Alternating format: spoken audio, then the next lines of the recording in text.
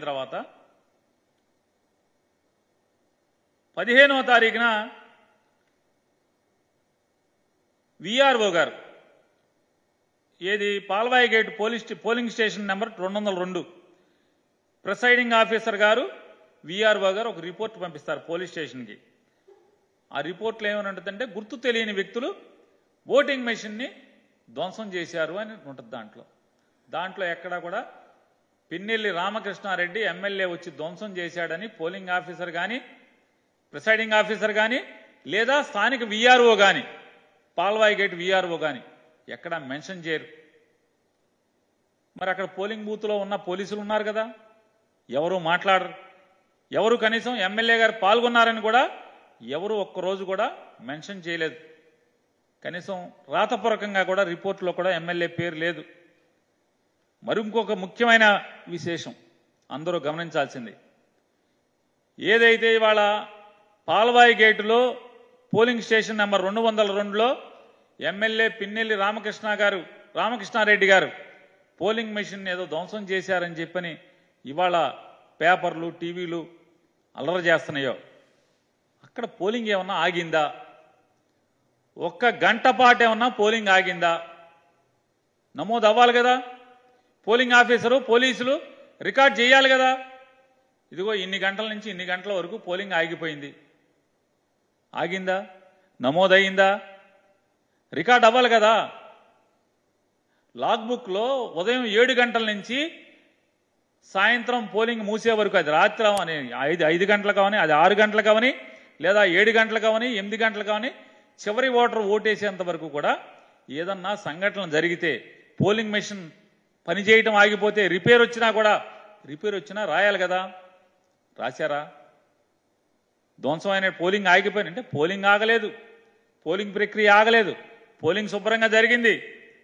15వ తారీఖున ఎఫ్ఐఆర్ కడతారు. 15వ తారీఖున ఎఫ్ఐఆర్ ఎవరి ద్వారా ఏమని కడతారు? గుర్తు తెలియని వ్యక్తులు వచ్చి పోలింగ్ మెషిన్ని ధ్వంసం చేశారు అని చెప్పని. ఎవరు? విఆర్ఓ గారును ప్రిసైడింగ్ ఆఫీసర్ గారు. కానీ ఎప్పుడు కట్టాలి? మెషిన్ ధ్వంసం అయితే ఏ తారీఖున కట్టాలి? 13వ తారీఖునే కదా కట్టాల్సింది. అదే రోజు సంఘటన జరిగిన వెంటనే కదా. రూట్ ఆఫీసర్ ఏమయ్యాడు? రూట్ ఆఫీసర్ రావాలి కదా. ధ్వంసం అవగానే ప్రిసైడింగ్ ఆఫీసర్ రూట్ ఆఫీసర్కి ఆర్ఓకి కంప్లైంట్ చేయాలి కదా. జిల్లా ఎన్నికల అధికారి కంప్లైంట్ చేయాలి కదా. వెంటనే పోలీసు రావాలి కదా, ఎస్పీ రావాలి కదా. ఎవరు రారు. ఎవరి దగ్గర రికార్డ్ అవ్వదు, ఎవరి దగ్గర రిజిస్టర్ అవ్వదు. కనీసం 13వ తారీఖు ఎఫ్ఐఆర్ కూడా అవ్వదు, కంప్లైంట్ ఉండదు 13వ తారీఖు. మరి ఎమ్మెల్యే నిజంగా ధ్వంసం చేస్తే మరి 13వ తారీఖున ఎఫ్ఐఆర్ ఎందుకు కట్టలేదు? ఎందుకు రిపోర్ట్ చేయలేదు?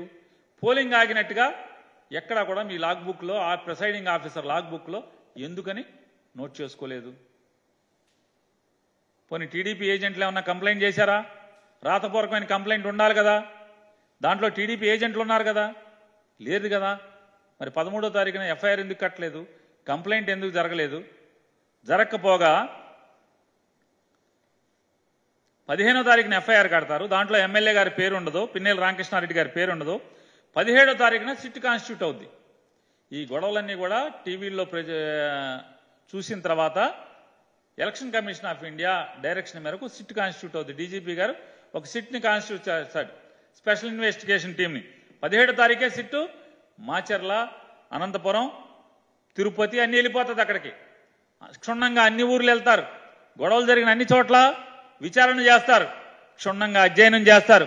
18వ తారీఖున సిట్ వచ్చి మాచర్ల వెళ్ళొచ్చి డీజీపీ గారికి ఒక రిపోర్ట్ కూడా ఇస్తారు. ఎక్కడా వీటిలో 13వ తారీఖున ఇన్సిడెంట్ రోజు ఎఫ్ఐఆర్ అవ్వదు. 15వ తారీఖు ఏమో ప్రిసైడింగ్ ఆఫీసర్ తాపీగా ఏదో చుట్టాలింటికి పెళ్లికి వెళ్ళి వచ్చినట్టుగా ఆ రోజు కంప్లైంట్ ఇచ్చాడంటారు, విఆర్ఓ ఇచ్చాడంటారు. దాంట్లో గుర్తు తెలియని వ్యక్తులు అంటారు. అంటే ఎమ్మెల్యే ఎవడో తెలీదా? విఆర్ఓకి ఎమ్మెల్యే ఎవడో తెలీదా? ప్రిసైడింగ్ ఆఫీసర్కి ఎమ్మెల్యే ఎవడో తెలీదా? నిజంగా మరి బదలు కొట్టుంటే మరి ఎమ్మెల్యే పేరు ఉండదు. 17వ తారీఖు సిట్ వెళ్ళింది కదా, మరి ఐపీఎస్ ఆఫీసర్లేగా ఏదోటి అక్కడ ఏం జరిగిందో పగలేద్దామనే కదా వెళ్ళారు. మరి ఎమ్మెల్యే వీళ్ళు సిట్ వెళ్తే ఎమ్మెల్యే పేరు ఏమన్నా దాంట్లో జరిగింది ఎవరన్నా చెప్పారా? కొన్ని సిట్టోళ్ళు వచ్చి 18వ తారీఖున డీజీపీకి ఇచ్చినట్టు దాంట్లో ఇట్లా ఎమ్మెల్యే మెషిన్ బాధలు కొట్టాడండి అని చెప్పి ఎప్పుడు దాంట్లో చెప్పారా?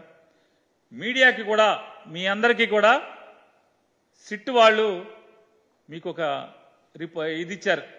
వాళ్ళు గమనించినటువంటి డీజీపీకి ఇచ్చినటువంటి ప్రిలిమినరీ రిపోర్ట్లో ఏమేమి అంశాలు ఉన్నాయో మీకు ఇచ్చారు.